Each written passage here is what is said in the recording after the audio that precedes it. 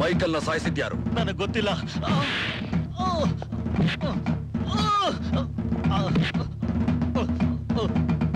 ಈಗ ನೀನ್ ನಿಜ ಹೇಳ್ದೆ ಹೋದ್ರೆ ನಾನು ಹೊಡೆಯೋಟಿಗೆ ನೀ ಸತ್ತೋಗ್ತೀಯ. ಅಯ್ಯೋ ನೀನು ಮಾಡ್ಬೇಡಿ, ಬಿಟ್ಬಿಡಿ, ದಯವಿಟ್ಟು ಅನ್ನ ಬಿಟ್ಬಿಡಿ. ಏನು ಮಾಡ್ಬೇಡಿ. ಏನ್ರಿ ನಿಜ ಏನು ಅಂತ ಹೇಳ್ಬಿಡಿ, ಹೇಳ್ಬಿಡ್ರಿ. Hello S P Somashekar here. ನಾನು ರುದ್ರ ಮಾತಾಡ್ತಾ ಇದ್ದೀನಿ ಸರ್. ರುದ್ರ, ನಿಮಗೆ ಮೊದಲನೇ ಸಾಕ್ಷಿ ಕೊಡ್ತಾ ಇದ್ದೀನಿ. ಲಾಕಪ್ ನಲ್ಲಿದ್ದ ಮೈಕಲ್ ಸತ್ತಿದ್ದು ನಾನು ಹೊಡೆದ ಏಟ್ನಿಂದ ಅಲ್ಲ, ಅವನ ಕೊಂದಿದ್ದು ನಮ್ಮ 403. ಅವನ್ ಬಾಯಿಂದಾನೆ ಕೇಳಿ. ಸರ್, ನಾನು 403 ಮಾತಾಡ್ತಾ ಇರೋದು. ಮೈಕಲ್ ನ ಕೊಂದಿದ್ದು ನಾನೇ ಸರ್. ರಾತ್ರಿ ಮೈಕಲ್ನ ಕೊಲೆ ಮಾಡಿದ್ದು ನೀನಾ? ಸತ್ಯವಾಗ್ಲೂ ನಾನೇ ಸರ್. ಸರ್, ನೀವೀಗಲೇ ಸದಾಶಿವನಗರ 3ನೇ ಬ್ಲಾಕ್ ನಲ್ಲಿರೋ ಟೆಲಿಫೋನ್ ಬೂತ್ ಹತ್ರ ಬಂದು 403 ನಿಮ್ ಕಸ್ಟಡಿಗೆ ತಗೊಳ್ಳಿ. ನಾನು ಮತ್ತೆ ನಿಮ್ಮನ್ನು ಮೀಟ್ ಮಾಡ್ತೀನಿ. ಹಲೋ ಹಲೋ,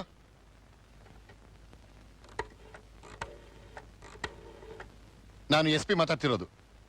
ಸದಾಶಿವನಗರದ 3ನೇ ಬ್ಲಾಕ್ ನಲ್ಲಿರೋ ಟೆಲಿಫೋನ್ ಬೂತ್ ನಲ್ಲಿ ಕಾನ್ಸ್ಟೇಬಲ್ 403 ಇರ್ತಾನೆ. ಅವನು ತಕ್ಷಣ ಅರೆಸ್ಟ್ ಮಾಡಿ.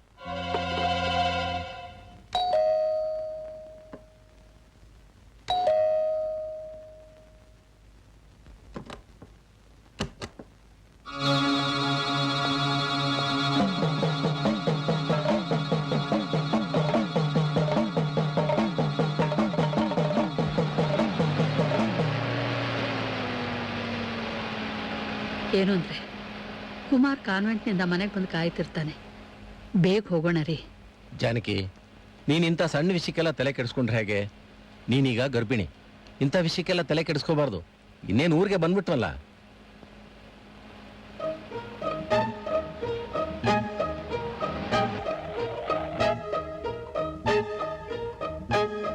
ಜಾನಕಿ, ಒಂದು ನಿಮಿಷ ಇರು, ಬಂದೆ.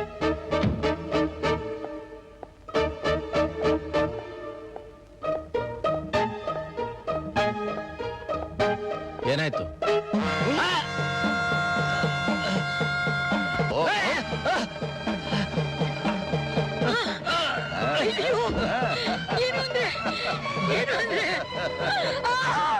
ನಮ್ಮ ಸ್ಮಗ್ಲಿಂಗ್ ಕೆಲಸ ಕಡ್ಡ ಬಂದು ನಮ್ಮನ್ನೇ ಅರೆಸ್ಟ್ ಮಾಡಿ ಜೈಲಿಗೆ ತಳ್ಳೋಕ್ ನೋಡ್ತೀಯಾ?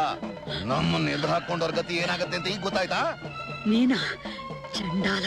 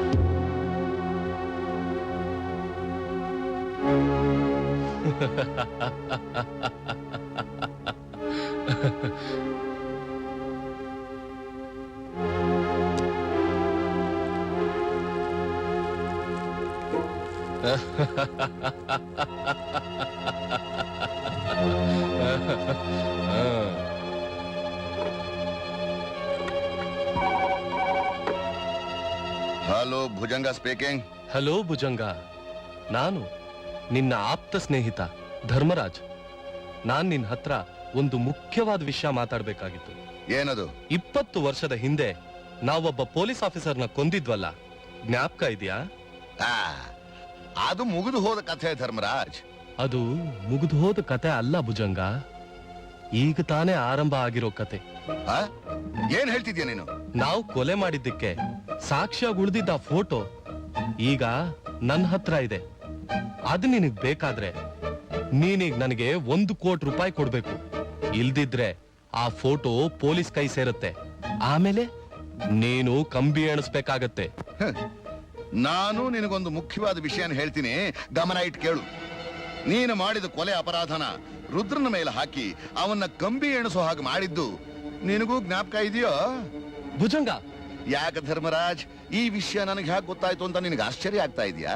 ಅವತ್ತು ಸಮುದ್ರ ತೀರದ ಹತ್ರ ರುದ್ರನಿಗೆ ನರಸಿಂಹನ ಮನೆಯಲ್ಲಿರೋ ಲೆದರ್ ಬ್ಯಾಗ್ ತಗೊಂಬ ಅಂತ ಹೇಳ್ತಾ ಇದ್ದದನ್ನ ನಾನು ಕೇಳಿಸ್ಕೊಂಡೆ. ಕಾರಣ ಇಲ್ಲದೆ ನೀನು ಯಾವ ಕೆಲಸನೂ ಮಾಡಲ್ಲ, ಇದರಲ್ಲಿ ಏನೋ ಮಸಲತ್ತಿದೆ ಅಂತ ನನಗೆ ಅನುಮಾನ ಬಂತು. ಅದಕ್ಕೆ ಅವತ್ತು ರಾತ್ರಿನೇ ರುದ್ರ ಬರೋಕ್ ಮೊದಲೇ ವಿಡಿಯೋ ಕ್ಯಾಮ್ರಾ ಸಮೇತ ನಾನಲ್ಲಿ ಕಾಯ್ತಾ ಇದ್ದೆ. ಆದ್ರೆ ರುದ್ರ ಬರಲಿಲ್ಲ, ನೀನು ಬಂದೆ. ನರಸಿಂಹನ್ನ ತಲೆದಿಂಬಿಂದ ಕೊಂದು ಬಿಟ್ಟೆ. ನೀನು ಹೋದ್ಮೇಲೆ ರುದ್ರ ಗಾಬರಿಯಿಂದ ಓಡ್ ಬಂದು ಸತ್ತ ನರಸಿಂಹನಿಗೆ ಜ್ಞಾನ ತಪ್ಪಿಸೋ ಔಷಧಿ ಕೊಟ್ಟು ಲೆದರ್ ಬ್ಯಾಗ್ನ ಹೊತ್ಕೊಂಡು ಓಡ್ ಹೋಗ್ತಿರೋವಾಗ್ಲೇ ಪೊಲೀಸ್ನವರು ಅವನ್ನ ಹಿಂಬಾಲಿಸಿ ಅರೆಸ್ಟ್ ಮಾಡಿದ್ರು. ಸರಿ ತಾನೇ? ಭುಜಂಗ, ಯಾಕೆ ಸುಮ್ಮನೆ ಕಿರ್ಚ್ಕೋತೀಯ ಧರ್ಮರಾಜ್? ನನ್ನ ಹತ್ರ ಇರೋ ಈ ಕ್ಯಾಸೆಟ್ ನ ಪೊಲೀಸ್ನವರು ಕೊಟ್ರೆ ರುದ್ರನ ಬದಲಾಗಿ ನೀನ್ ಕಂಬಿ ಎಣಿಸ್ಬೇಕಾಗತ್ತೆ. ಅದಕ್ಕೆ ಒಂದ್ ಕೆಲಸ ಮಾಡು. ನಿನ್ನ ರಹಸ್ಯ ಇರೋ ಈ ಕ್ಯಾಸೆಟ್ ನ ನಾನ್ ನಿನಗ್ ಕೊಡ್ತೀನಿ, ನನ್ನ ರಹಸ್ಯ ಇರೋ ಆ ಫೋಟೋನ ನೀನ್ ನನಗ್ ಕೊಟ್ಬಿಡು. ಏನಂತೀಯ? ಸರಿ. ಗುಡ್. 5 ಗಂಟೆಗೆ ಸರಿಯಾಗಿ ಕರಿಘಟ್ಟ ಹತ್ರ ಬಂದ್ಬಿಡು. ನಾನ್ ನಿನಗೋಸ್ಕರ ಕಾಯ್ತಾ ಇರ್ತೀನಿ. ಓಕೆ?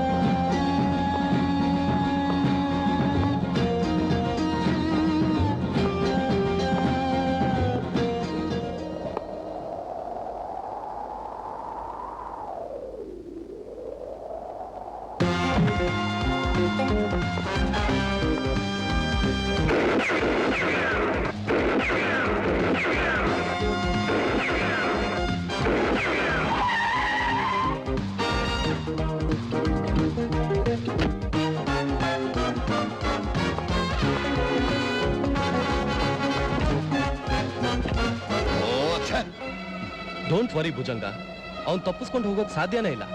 ಈ ತರ ಏನಾದ್ರು ನಡೆಯುತ್ತೆ ಅಂತಲೇ ಅವನ್ ತಾಯಿನ ತಂಗಿನ ಮೊದ್ಲೇ ಹಿಡಿದಿಟ್ಟಿದೀನಿ. Very good Dharmaraj, very good. ಒಂದ್ ಕೆಲಸ ಮಾಡೋಣ, ಅವನ ತಾಯಿ ತಂಗಿನ ನನ್ನ ಸೀಕ್ರೆಟ್ ಪ್ಲೇಸಲ್ಲಿ ಇಡೋಣ. ಅವನಲ್ಲ ಕರೆಸ್ತೀನಿ. ಅವನ ಬಂದ ಮೇಲೆ ನನ್ನ ಸರ್ಪಕಾವಲಿನಿಂದ ತಪ್ಪಿಸ್ಕೊಂಡು ಹೋಗಕ್ ಸಾಧ್ಯನೇ ಇಲ್ಲ. ಅಮ್ಮ,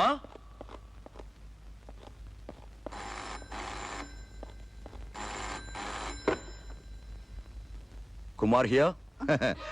ನಾನು ಭುಜಂಗ ಕಣೋ ಮಾತಾಡ್ತಾ ಇರೋದು. ಆ ಕ್ಯಾಸೆಟ್ ಫೋಟೋ ಸಿಕ್ಬಿಡ್ತು ಅಂತ ಸಂತೋಷ ಪಡ್ಬೇಡ ಕಣೋ. ಮರ್ಯಾದೆಯಾಗಿ ಆ ಕ್ಯಾಸೆಟ್ ನ ಫೋಟೋನ ನನಗ್ ತಂದ್ಕೊಟ್ರೆ ಸರಿ, ಇಲ್ಲ ನಿನ್ನ ತಾಯಿ ತಂಗಿನ ಮಾರ್ತು ಬಿಡು. ನನ್ನ ಮಾತಿನಲ್ಲಿ ನಿನಗೆ ನಂಬಿಕೆ ಬರ್ದೇ ಇದ್ರೆ ನೀನೇ ನಿನ್ ತಾಯಿ ಹತ್ರ ಮಾತಾಡು. ಕುಮಾರ್, ಅಮ್ಮ, ನೀನ್ ಮಾತ್ರ ಇಲ್ಲಿ ಬರ್ಬೇಡಪ್ಪ. ನಮ್ಗೇನಾದ್ರೂ ಪರವಾಗಿಲ್ಲ, ನೀನ್ ಮಾತ್ರ ಖಂಡಿತ ಇಲ್ಲಿ ಬಂದು ಸಿಕ್ಕಾಕೋಬೇಡಪ್ಪ. ಲೇ ರುದ್ರ, ನಿನ್ನ ತಾಯಿ ಮಾತು ಕೇಳಿ ಅನ್ಯಾಯವಾಗಿ ಅವ್ರನ್ನ ಕಳ್ಕೋಬೇಡ. ನಾನು ಹೇಳೋದನ್ನ ಗಮನ ಇಟ್ಟು ಕೇಳು. ಹಾರ್ಬರ್ ಇಂದ 9ನೇ ಮೈಲಿಗಲ್ ಹತ್ರ ಬಲಗಡೆ ತಿರುಗಿ ನೇರ ಬಂದ್ರೆ ಒಂದು ಬಂಗಲೆ ಇದೆ. ಅಲ್ಲಿಗೆ ನೀನು ಆಶಾನ ಕರ್ಕೊಂಡು ತಕ್ಷಣ ಹೊರಟು ಬರ್ಬೇಕು. ಲೈ, ಆ SP ಹೇಳ್ಕೊಂಬನ್ರ. ಭುಜಂಗ, ಧರ್ಮರಾಜ್, ನೀವ ನನ್ನ ಕೇಳ್ಕೊಂಬಂದ್ರಿ? ನಾನ್ ನಿಮ್ ಮನೆಗೆ ಬಂದಾಗ ಆ ರುದ್ರ 403 ಕೈಲಿ ನಿಜಾನ ಬಾಯಿ ಬಿಡಿಸಿ ನಿಮ್ಗೆ ಒಪ್ಪಿಸ್ತಾ ಅಂತ ನನಗೂ ಗೊತ್ತಾಯ್ತು. ಆ ಮೈಕೇಲ್ನ ಯಾತಕ್ಕೊಂದೆ ಅಂತ ನೀವು ಅವನ್ ಕೇಳ್ತೀರಾ? ಅವನ್ ನನ್ನ ಹೆಸರು ಹೇಳೇ ಹೇಳ್ತಾನೆ. ಯಾಕೆ ಅಂದ್ರೆ ಆ ಮೈಕೇಲ್ನ ಕೊಲ್ಲೋಕ್ ಹೇಳಿದ್ದೆ ನಾನು. ಹಾ, ಕರ್ತವ್ಯದ ಮುಂದೆ ನಮ್ ಸ್ನೇಹನ ಮರೆತು ನೀವು ನನ್ನ ಅರೆಸ್ಟ್ ಮಾಡ್ತೀರಾ ಅಂತ ನನಗೆ ಚೆನ್ನಾಗಿ ಗೊತ್ತು. ಅದಕ್ಕೆ ನೀವು ನನ್ನ ಅರೆಸ್ಟ್ ಮಾಡೋಕ್ ಮೊದಲೇ ನಾನು ನಿಮ್ಮನ್ನ ಅರೆಸ್ಟ್ ಮಾಡಿ ಇಲ್ಲಿಗೆ ತಂದಿದ್ದೀನಿ. ಹೇಗಿದೆ ನನ್ನ ದೂರಾಲೋಚನೆ? ಇದು ನಿನ್ನ ದೂರಾಲೋಚನೆ ಅಲ್ಲ ಭುಜಂಗ, ದುರಾಲೋಚನೆ. ಸ್ನೇಹಿತನಾಗ ಇದ್ಕೊಂಡು ಮಿತ್ರದ್ರೋಹ ಮಾಡ್ತೀಯ. I will kill you, cheat! Don't talk rubbish. ನಿಮ್ಮಂಥ ಆಫೀಸರ್ಗಳ ಜೊತೆ ಸ್ನೇಹ ಬೆಳೆಸಿದ್ರೇನೆ ನಾವು ನಮ್ಮ ಕೆಲಸನ ಸುಲಭವಾಗಿ ಸಾಧಿಸ್ಕೋಬಹುದು. ಭುಜಂಗ, ಒಂದು ಮಾತ್ರ ಜ್ಞಾಪಕದಲ್ಲಿ ಇಟ್ಕೋ. ನೀನು ಮೋಸದಿಂದ ನನ್ನ ಬಂಧಿಸಿರ್ಬೋದು, ಆದ್ರೆ ರುದ್ರನಿಂದ ನೀನ್ ತಪ್ಪಿಸ್ಕೊಳ್ಳೋದಕ್ಕೆ ಸಾಧ್ಯನೇ ಇಲ್ಲ. ಆ ರುದ್ರ ಇಲ್ಲಿಗೆ ಬಂದೇ ಬರ್ತಾನೆ. ಆ ಸಿಡಿದೆದ್ದು ಬರೋ ಸಿಂಹದ ಮುಂದೆ ನೀವೆಲ್ಲ ಕುರಿಗಳಾಗ್ಬೇಕಾಗುತ್ತೆ. ಹುಷಾರ್! ಆ ಸಿಂಹನ ಹೇಗೆ ಬೇಟೆ ಆಡಬೇಕು ಅಂತ ನನಗೆ ಚೆನ್ನಾಗಿ ಗೊತ್ತು ಎಸ್ ಪಿ ಸಾಹೇಬ್ರೆ. ನೀಚ, ನನ್ನ ಜೀವನದಲ್ಲಿ ನೀವು ನನಗೆ ಮಾಡಿರೋ ಅನ್ಯಾಯನ ನನ್ನ ರುದ್ರನಿಗೆ ನಾನು ಹೇಳಿದ್ರೆ ನಿಮ್ಮಿಬ್ಬರು ರುಂಡಗಳನ್ನ ಚೆಂಡಾಡ್ಬಿಡ್ತಾನೆ. ಏಯ್, ನಾನ್ ಅದಕ್ಕೆ ನಿನಗೆ ಅವಕಾಶ ಕೊಟ್ರೆ ತಾನೇ. ಏಯ್, ಎಳ್ಕೊಂಡ್ ಹೋಗ್ರೋ. ಭುಜಂಗ, ಎಲ್ಲ ನೀನ್ ಅನ್ಕೊಂಡ ಹಾಗೆ ನಡೆಯುತ್ತೆ ಅಂತ ಕನಸು ಕಾಣ್ಬೇಡ. ಆ ರುದ್ರ ನ್ಯಾಯ ನೀತಿ ಯಾವತ್ತೂ ಎದುರಾಗೋನಲ್ಲ. ಬೆಂಕಿ ಚೆಂಡಿನ ಹಾಗೆ ಇಲ್ಲಿಗೆ ಬಂದು ನಿಮ್ಮನ್ನೆಲ್ಲ ಧ್ವಂಸ ಮಾಡೇ ಮಾಡ್ತಾನೆ. ಏಯ್, ಅವನು ಬಂದು ನಮ್ಮನ್ನು ಧ್ವಂಸ ಮಾಡೋಕ್ ಮುಂಚೆ ನಿನ್ನನ್ನು ಹುಟ್ಲಿಲ್ಲ ಅನ್ನಿಸ್ಬಿಡ್ತೀನಿ. ಏಯ್, ಎಳ್ಕೊಂಡು ಹೋಗಿ ಚೇಂಬರ್ಗೆ ಹಾಕ್ರೋ. ಧರ್ಮರಾಜ್, ಈ ಎಸ್ ಪಿ ಕಥೆ ಇಲ್ಲಿ ಮುಗಿಯುತ್ತೆ. ಹೊರಗಡೆ ಕಾಯ್ಕೊಂಡಿರೋ ಕಾಳ ರುದ್ರನ ಕಥೆನ ಅಲ್ಲಿ ಮುಗಿಸ್ತಾನೆ. Excellent Bhujanga, excellent. ಆ ಕ್ಯಾಸೆಟ್ ಫೋಟೋ ನಮ್ ಕೈ ಸೇರ್ಬಿಟ್ರೆ ನಮಗೂ ಮುಕ್ತಿ ಸಿಗತ್ತೆ. ಆಸ್ತಿನ ಸಂತೋಷವಾಗಿ ನಾವಿಬ್ರು ಅನುಭವಿಸ್ಬೋದು. ಭುಜಂಗ, ಏಯ್, ಇವನ್ನ ಒಳಗೆ ಹಾಕ್ರೋ.